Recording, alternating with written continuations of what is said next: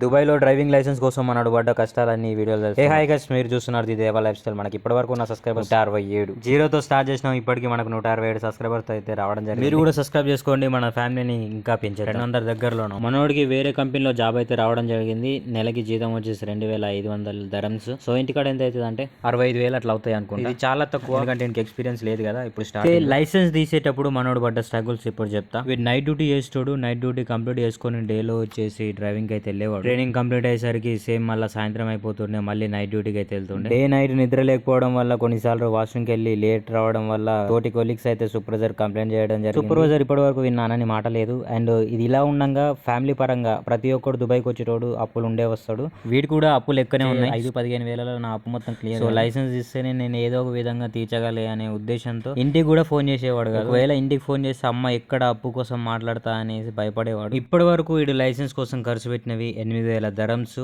అంటే ఇండియాలో 2 లక్షలు అట్లా అవుతాయి. ఎవడైతే వీడి మీద కంప్లైంట్ ఇచ్చాడో వాడు ఇప్పుడు నాకు జాబ్ చూడరా అని అడుగుతున్నాడు చూడు. ఇది కదా సక్సెస్ అంటే. మీ లైఫ్ లో కూడా ఎప్పుడో ఒకసారి ఇలా జరిగి ఉంటుంది. తప్పకుండా కామెంట్ చేయడం మాత్రం మర్చిపోకండి. Thank you all, love you all, by by, thank you.